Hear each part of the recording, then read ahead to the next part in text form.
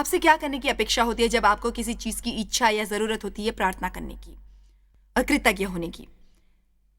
अपने जीवन में कुछ ढूंढिए जिसके लिए कृतज्ञ हो सको। कृतज्ञ मनुष्य की बहुत बड़ी शक्ति होता है। ध्यान लगाना बंद कीजिए अपने से संबंधित लोगों की बुराइयों पर। कुछ लोगों ने अपने काम की आलोचना और शिकायतें की होंगी, पर उसे गवा कर वो फिर से पाने के लिए उतावले होते हैं। मैं नहीं जानती ये कहां से आया, मैं इसकी योजना नहीं जानती, बस यूं ही कह दिया।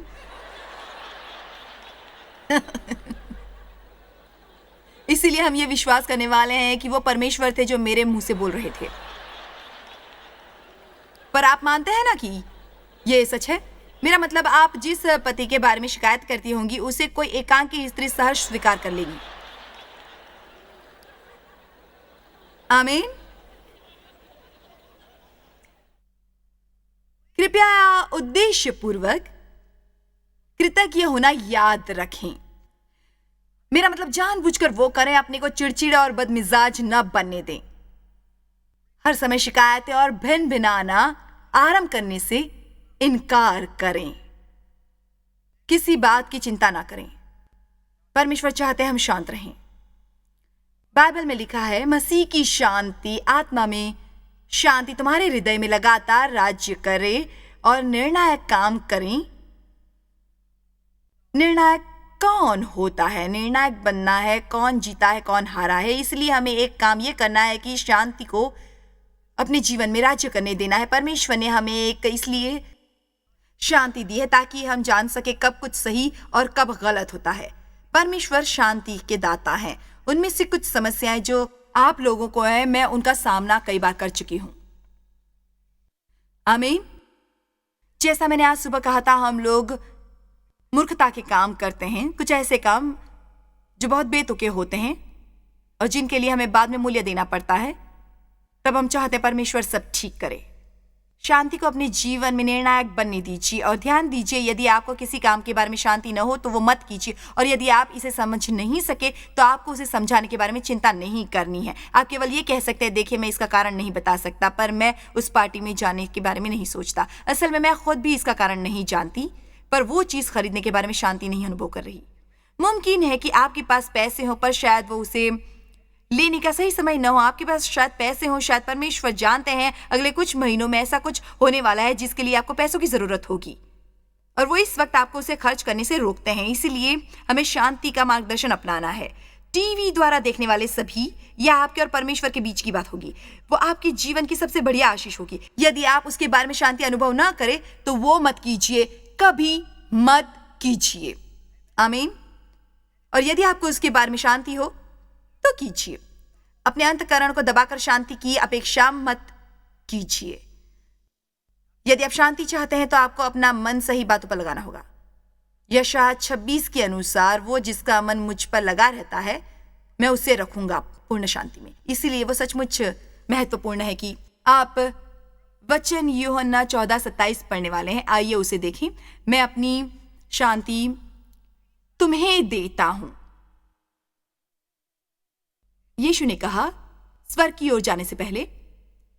वो शर्तिया बहुत कुछ कह सकते थे, पर उन्होंने ये कहा, मैं तुम्हें शांति दिए जाता हूं, अपनी शांति तुम्हें देता हूं, जैसे संसार देता है मैं तुम्हें नहीं देता। तुम्हारा मन न घबराए और न डरे। अपने को उत्तेजित और चिंतित न होने दो। अपने को दबने, कायरतापूर्ण, भयभीत और अस्थिर न होने दो। फिर से सुनिए, अपने को दबने, कायरतापूर्ण, भयभीत और अस्थिर न होने दो। क्या कोई समझ रहा है? इसलिए हमें समझना चाहिए कि हमें शांति उपलब्ध है अपने आत्मा में। आपके पास उतनी शांति है जिसकी आपको कभी जरूरत पड़ेगी। आप सोचेंगे, फिर मैं हर समय निराश क्यों रहता हूं? क्योंकि आप उसे इजाजत देते हैं, आप उसे आने देते हैं अपने जीवन में। आप अपने मन की सुनते हैं, अपनी भावनाओं की सुनते हैं, आत्मा द्वारा चलने की बजाय। एक तरीका जिससे आपका जीव कमजोर और आपका आत्मा शक्तिशाली हो सकता है। एक तरीका जिसके द्वारा आप शांति में रहने के काबिल हो सकते हैं, यह है कि आप शरीर की मांगों के सामने झुकना बंद कर दें। आप शरीर को तमाशा करने दें, उसे विरोध करने दें, पर आप वो करने का चुनाव करें जो आप जानते हैं सही है। अब शांति को खोजे। आज आप एक फैसला कर लें, शांति मेरी है, मैं उसे देखूंगा, मैं उसे प्राप्त करके रहूंगा। यदि कोई वो प्राप्त कर सकता है तो मैं करूंगा। मैं परमेश्वर की संतान हूं, मेरी विरासत का ये हिस्सा है। और मेरी बात सुन ले शैतान, मैं परेशानी, हताशा, उदासी और निराश में नहीं जीऊंगा और ना अचानक आवेश में आ जाऊंगा। ऐसा नहीं होगा। मैं अपनी भावनाओं के अधीन नहीं रहूंगा। मैं प्रार्थना कर रही हूं कि परमेश्वर मेरी मदद करे। कृपया यूहन्ना 14:27 फिर से लगाइए। मुझे खुशी है कि आप परमेश्वर से मदद के लिए प्रार्थना कर रहे हैं, पर मैं पहले ही कर चुकी हूं। आपको शांति के लिए प्रार्थना करने की जरूरत नहीं, आपको शांति हासिल है। आपको इसके बारे में प्रार्थना करनी चाहिए कि आपको ज्ञान मिले इस बारे में कि वो शांति कैसे प्राप्त हो। आप समझदारी के लिए प्रार्थना करें ताकि आप शांति को चुने, बजाय एक बार और निराश होने में, पहाड़ के इर्द गिर्द जाने में। मैं तुम्हें शांति दिए जाता हूं, अपनी शांति तुम्हें देता हूं जैसा संसार देता है। मैं तुम्हें नहीं देता। तुम्हारा मन न घबराए और न डरे। अपने को उत्तेजित और चिंतित न होने दो। अपने को दबने, भयभीत और अस्थिर न होने दो। एक बात जो आपको कहनी बंद करनी है यह है कि मैं बहुत विवश हूं। काश मुझे शांति होती, काश मैं शांत आराम तलब लोगों के समान होता। मैं भी यही इच्छा करती थी। मेरा मतलब, मैं अपने पति के जैसी नहीं हूं। देव जन्म से शांति प्रिय हैं। मेरा मतलब, उनके लिए अपनी चिंता त्याग देना आसान है क्योंकि उन्हें परवाह नहीं है, पर मुझे है। मुझे हर चीज की परवाह है। मैं उन लोगों को समझ नहीं पाती। जो भी चलेगा, पर मैंने इस बात की योजना बनाई कि कल घर जाकर मैं क्या खाऊंगी। मुझे परवाह है। मुझे हर बात की परवाह होती है। मैंने अपनी बेटी से सुंदर पायजामा खरीद कर देने के लिए कहा। उसने कहा नहीं, मुझे नहीं चाहिए। उसने कहा मैं कुछ भी पहनकर सो सकती हूं, पर मैं नहीं। मैं सोते वक्त सब मेल खाता हुआ पहनना और अच्छी तरह दिखना चाहती हूं। अच्छा होगा ऐसी कुछ चीजों की परवाह न करना, पर मैं करती हूं। इसलिए मुझे सीखना पड़ा इस शांति को प्राप्त करना, और मैं आपको बनाना चाहती हूं। मेरा यकीन कीजिए, कोई भी मनुष्य शांतिपूर्ण होना सीख सकता है। मैं जानती हूं क्योंकि मैंने सीखा है। और एक समय ऐसा था जब मैं क्रोध से उबलती रहती थी। हर चीज मुझे परेशान करती, मुझे क्रोधित करती। मेरा मतलब, मेरा ऐसा हाल था कि अब मैं बहुत शांत हूं। ये बहुत आश्चर्यजनक है, बहुत प्रशंसीय है। मैं आपसे कह रही हूं कि आप सीख सकते हैं बहुत सी बातें जिनके लिए आप परेशान होते हैं। समय व्यर्थ करना होता है, और आपका शांत होना आपकी मर्जी के अनुसार सब होने से अधिक महत्वपूर्ण है। देखिए, मुझे वहां आने के लिए मजबूर मत कीजिए। आपको शांत रहना है। आप जानते हैं, देव धरती पर इसी रूप से प्रकट हुए थे। मेरा मतलब, आराम तलब, मस्त मौला, टाल मटोल रखने वाली शख्सियत है। मुझे टाल मटोल बिल्कुल पसंद नहीं है। मैं उसी वक्त जानना चाहती हूँ, पर हम बदल सकते हैं। इसलिए आपको बहाने बनाने बंद करनी चाहिए। कभी मत कहिए मेरा इस पर वश नहीं चलता, मैं लाचार हूं, मैं परेशान नहीं होना चाहता, पर मेरा इस पर वश नहीं चलता। परमेश्वर ने मुझे बहुत समय पहले एक सबक सिखाया। उन्होंने मुझे सिखाया कि मैं अपने पर नियंत्रण कर सकती हूँ यदि मैं चाहती तो। यदि आप पर क्रोध का दौरा पड़ा होता और आप घर पर बच्चों पर चिल्ला रहे होते, इसी वक्त घर साफ कर दो, मेरी नाक में दम आ गया है सब काम करते करते।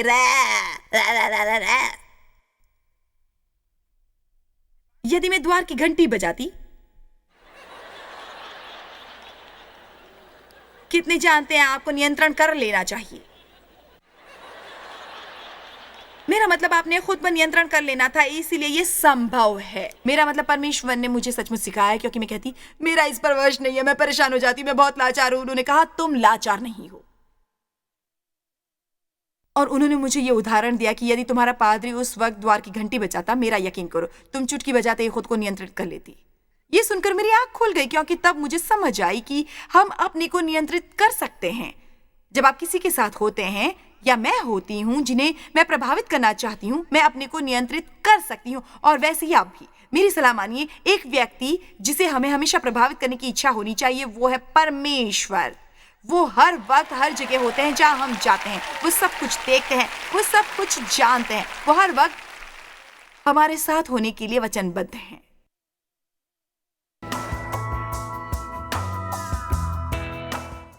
1 पत्रस 3:10-11, क्योंकि जो कोई जीवन की इच्छा रखता है और अच्छे दिन देखना चाहता है, चाहे भले प्रकट हो या नहीं, वो अपनी जीभ को बुराई से और अपने होठों को छल की बातें करने से रोके रहें।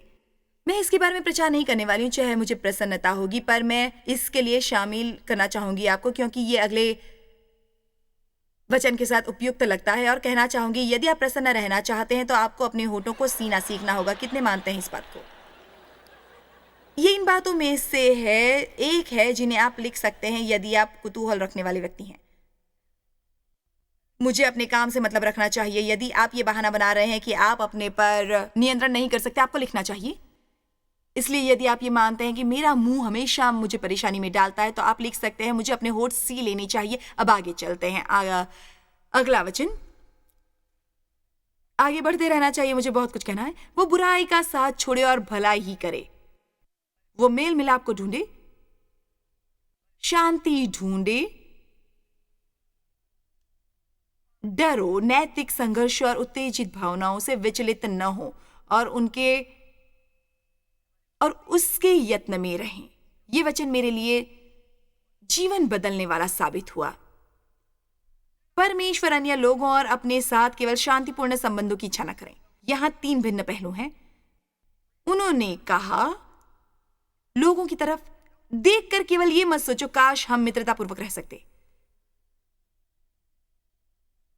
केवल सोचो ही मत, काश मुझे शांति होती, मैं शांति के लिए प्रार्थना कर रही हूं, आशा करती हूं मुझे शांति मिले। उन्होंने कहा, खोजो और उसके पीछे जाओ। खोजना एक बहुत शक्तिशाली शब्द है।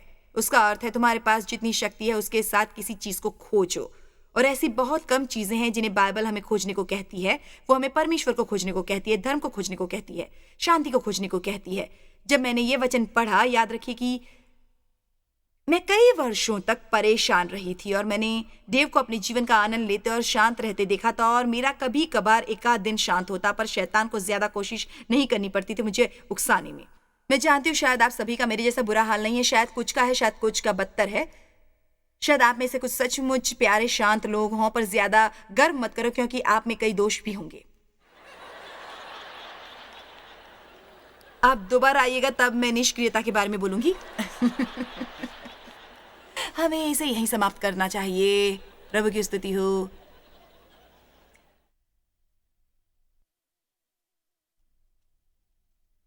पर यह सच है कि मैंने फैसला कर लिया है। मैंने फैसला कर लिया है 3 बातों का। बाइबल में साफ लिखा है कि मसीह के लहू द्वारा हम परमेश्वर के साथ धर्मी ठहराए गए हैं। इसलिए मैंने फैसला किया कि मैं आइंदा अपना समय बर्बाद नहीं करूंगी दोष में डूबी रहकर। उसके लिए जो मैंने किया होगा, जिसके लिए मैंने क्षमा मांग ली होगी और सचमुच मानती होंगी कि उन्होंने मुझे क्षमा किया है, पर मैं फिर भी शैतान को अपने पर दोष थोपने दे रही होंगी। मैंने फैसला कर लिया, मैं इस तरह से जीवन नहीं गुजारूंगी। मैंने शांति हासिल करने का फैसला कर लिया है। चाहे जो भी करना पड़ता हो, चाहे जो भी बदलना पड़े, चाहे मुझे अपने जीवन में जो भी बदलना पड़ता, मैं शांति प्राप्त करने वाली थी। मैंने ये फैसला कर लिया था कि मैं अपने जीवन का आनंद उठाऊंगी। मैंने ये फैसला कर लिया और मुझे विश्वास है परमेश्वर उस दिन प्रसन्न हुए जब मैंने ये फैसले किए थे, क्योंकि वो चाहते हैं कि हम अपनी आत्मा में काफी उत्साहित हों और हम में पर्याप्त जोश हो, पर्याप्त उमंग हो कि हम उनसे सहमत होकर ये कह सके, यीशु आपने मेरी आजादी के लिए भयानक मूल्य दिया है।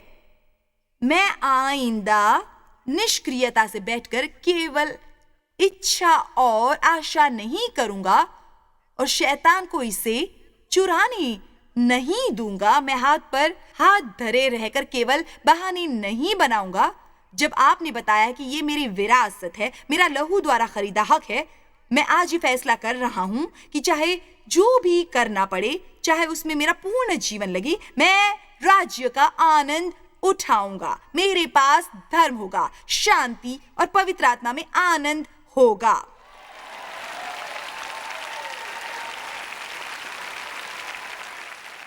अब ये बहुत से कदमों का पहला कदम है, पर मैं आपसे कह रही हूं कि जब तक आप फैसला नहीं करेंगे वो प्राप्त करने का जो यीशु के अनुसार कर सकते हैं, आप कभी प्राप्त नहीं करेंगे।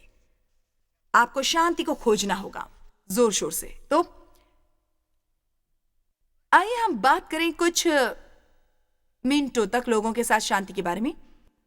अव्वल तो मैं नहीं समझती कि वो इस क्रम से मिलती है, पर मैं सचमुच मानती हूं कि आपको सबसे पहले परमेश्वर के साथ शांति कायम रखनी है। उसके बाद आपको अपने आप से शांति कायम रखनी है, क्योंकि सच यह है कि जब तक आप स्वयं को पसंद नहीं करते, आप किसी और को पसंद नहीं कर सकते। आमीन। पर मैं उल्टे क्रम से जा रही हूं। याद रखिए, लोगों के साथ शांति बहुत महत्वपूर्ण है और सचमुच बहुत कठिन होता है लोगों के साथ मित्रतापूर्वक रहना। अब जानते हैं, जब तक आप लोगों को पहचानते नहीं वो सामान्य लगते हैं, पर उसके बाद बहुत समस्याएं उत्पन्न हो जाती हैं। अब कभी लोगों के साथ शांति नहीं हासिल कर सकती जब तक आपको लिख लेना चाहिए आप तैयार नहीं होते उन्हें बिना शर्तों के प्रेम करने और वैसे स्वीकार करने की जैसे वे होते हैं, और ये समझने की कि केवल परमेश्वर उन्हें बदल सकते हैं। बहुत से लोगों को यह बात हजम नहीं होगी और वो कहेंगे कि आप ये कहना चाहती हैं मुझे स्वीकार करना पड़ेगा इस व्यक्ति या इस बच्चे या अन्य किसी को वो बहुत बेतुका व्यवहार करते हैं और मैं उसे सहन करने वाला नहीं। बिल्कुल भी नहीं, वो बहुत बुरा बर्ताव करते हैं, ऐसा नहीं हो सकता। ऐसे आप केवल अपने आप को निराश करेंगी। इस बात की संभावना है कि आप उन्हें बदल नहीं पाएंगी। अब शायद उन्हें ढेर सारे कायदे कानून बताएंगे और शायद उनके व्यवहार पर थोड़ा नियंत्रण कर लेंगे, पर यदि उनके अंदर कुछ चल रहा होगा वो किसी और तरीके से फूटेगा।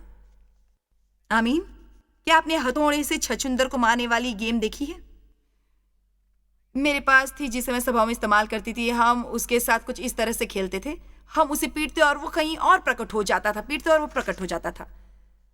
मैं देव से बहुत क्रोधित होती क्योंकि उन्हें सभी खेलकूद बहुत पसंद है और मुझे समझ में नहीं आते। मुझे बचपन से कभी बेसबॉल के लिए भी नहीं जाने दिया गया था, इसलिए मुझे कभी खेल पसंद नहीं थे और मैं खेलों के प्रति प्रेम नहीं रखती थी। और देव को सभी पसंद थे और लुढ़कने वाले सभी उछलने वाले गेम। मेरा मतलब उन्हें एक दो नहीं, सभी खेल पसंद हैं। जब वो उनकी बात करते हैं तो मुझे लगता है कि कोई विदेशी भाषा बोल रहे हैं और मैं समझ नहीं पाती। वो सारी जानकारी रखते हैं, उन्हें सचमुच वो प्यारे हैं और वो अच्छी तरह खेल भी पाते हैं, इसलिए मैंने उन्हें बदलने का फैसला किया। मैं नहीं चाहती थी मुझे पसंद न होने पर वो उन्हें पसंद करें, और मैं हमेशा उनके गोल्फ और अन्य बातों के बारे में शिकायत करती रहती थी। और एक दिन ऐसा हुआ, मैं उस कमरे में गई जहां वो थे। मैं आपको बिल्कुल सच बता रही हूँ, सेंट लुइस में एक समय ऐसा था जहां फुटबॉल मैच अभी समाप्त नहीं हुए थे और बेसबॉल आरंभ हो रहा था। मैं एक दिन कमरे में गई, वो वहां एक खेल देख रहे थे, मुझे याद नहीं कौन सा, मान लीजिए फुटबॉल, बेसबॉल को सुन रहे थे और अपने गोल्फ के डंडे को पॉलिश कर रहे थे। तब मुझे ज्ञान प्राप्त हुआ, जॉयस ये काम नहीं कर रहा। आमीन। मैं जानती हूँ लोगों को वैसे स्वीकार करना जैसे वो होते हैं कठिन होता है, क्योंकि हम सभी सोचते हैं हमें अधिक ज्ञान है, हमारे पास बेहतर सुझाव है और हमारा तरीका बेहतर है। पर यह भी सच है कि लोग धरती पर चीजों के बारे में भिन्न विचारों और सुझावों के साथ जन्म लेते हैं। हम सभी की भिन्न शख्सियतें, भिन्न स्वभाव होते हैं। मैं आपको बता सकती हूँ कि बहुत से लोगों का अपने सोचने के तरीके पर नियंत्रण नहीं होता, उनकी शख्सियत ही कुछ वैसी होती है। आप में से कितने चाहते हैं कि लोग उन्हें वैसे स्वीकारें जैसे वो हैं? अच्छा ठीक है।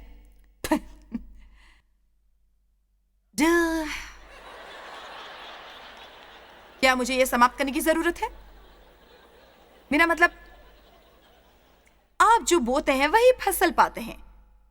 यदि आप स्वीकृति बोना आरंभ करेंगे, आपको स्वीकृति की फसल जरूर मिलेगी। यदि आप प्रोत्साहन को बोएंगे तो आपको प्रोत्साहन प्राप्त मिलेगा। आमीन। आखिर एक दिन देव और मैंने सुलह कर ली। मैंने उनसे कहा कि मैं आपको वैसे स्वीकार करती हूं जैसा आप हैं। मैं आपको परेशान नहीं करूंगी, ना आपको बदलने की कोशिश करूंगी। देव बेशक बहुत प्रसन्न हुए।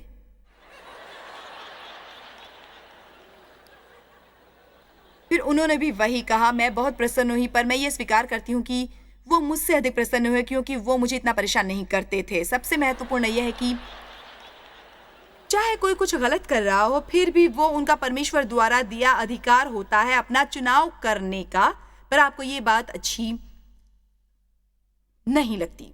कई बार हमें पीछे हट जाना चाहिए।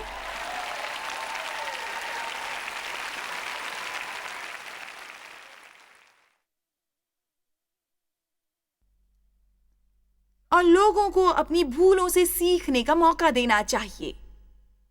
क्या आपने उन सभाओं को सुना है जिन्होंने आपसे ये कहने की कोशिश की, यदि तुम मेरी बात मानोगे तो बहुत सी परेशानियों से बच जाओगे?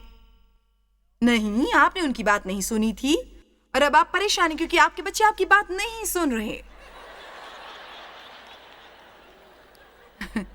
तुम मेरी बात सुनते क्यों नहीं? परमेश्वर कह रहे हैं, और तुम मेरी बात क्यों नहीं सुनते? अपनी राय अपने तक रखना सीखिए। मैं आपको आज एक सलाह देना चाहूंगी।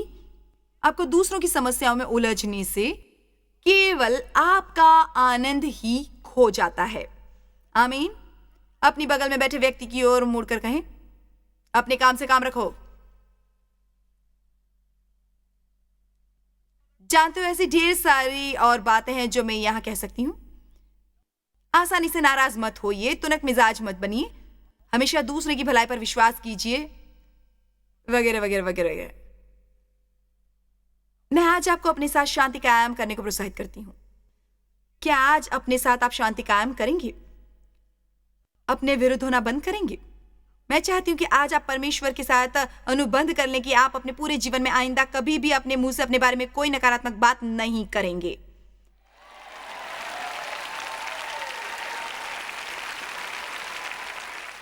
मैं बहुत गंभीरता से कह रही हूं, यदि आप लोगों के साथ शांति चाहते हैं तो आपको अपने साथ शांति रखनी चाहिए।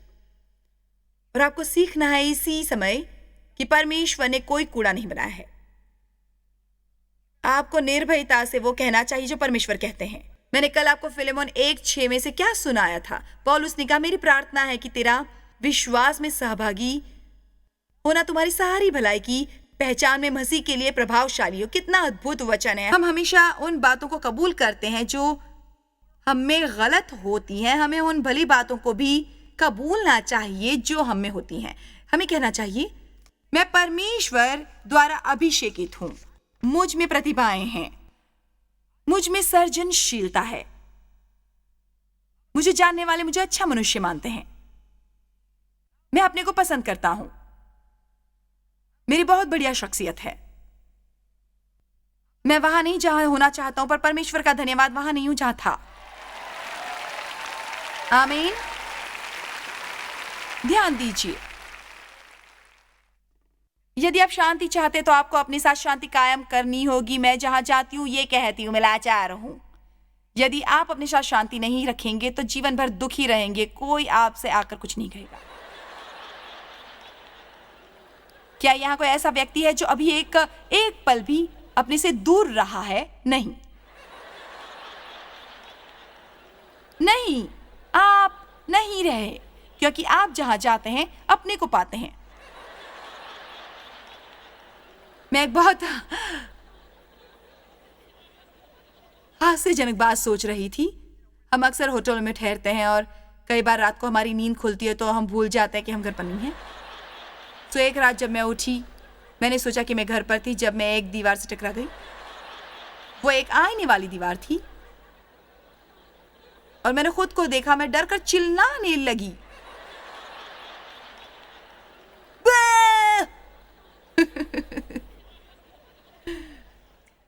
दरअसल हम कुछ इस तरह के होते हैं। ऐसा होता है कि हम जहां जाते हैं वहीं होते हैं, और यदि अपने को देखें ना तो भयभीत करते हैं। असल में यदि हम अपने को पसंद ना करें तो भयभीत करते हैं।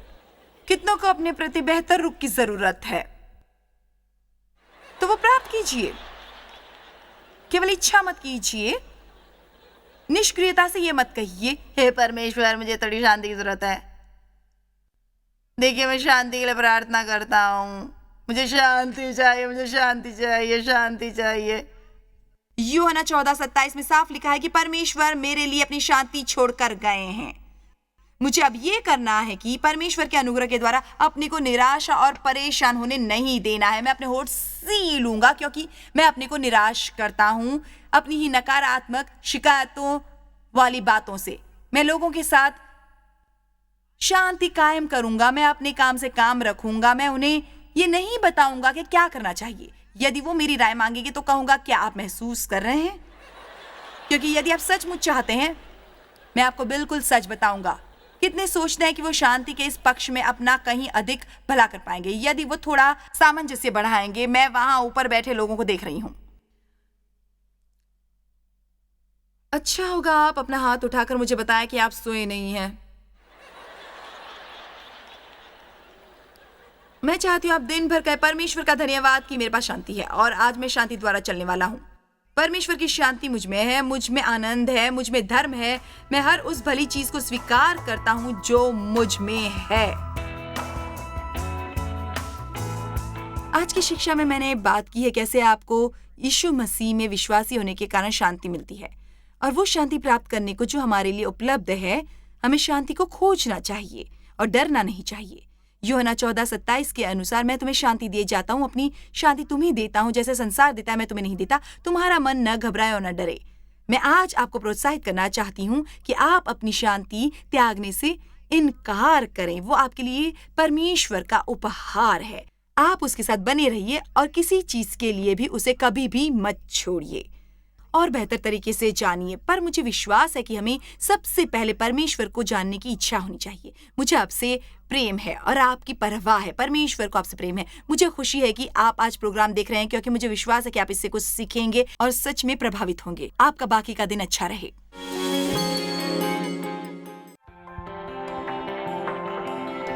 जॉय स्माइल मिनिस्ट्रीज में आप हमारे लिए कितने अहम हैं, इसका आपको अंदाजा नहीं। हम आपके आभारी हैं और हम धन्यवाद करते हैं अपने सब मित्रों और सहयोगियों का कि उन्होंने इस विश्वव्यापी सेवकाई को संभव बनाया। मिलकर हम भूखों को खिला रहे हैं, गरीबों को पहना रहे हैं और कई देशों में सुसमाचार पहुंचा रहे हैं। कृपया हमसे संपर्क करें या विजिट करें jmmindia.org पर। आज ही अपनी प्रार्थना के अनुरोध बताने के लिए, हमारे साधनों के बारे में और जानकारी और चॉइस की सभाओं का शेड्यूल जानने के लिए और हमारे सहयोगी बन जाएं दुनिया भर में मसीह का प्रेम बांटने के लिए।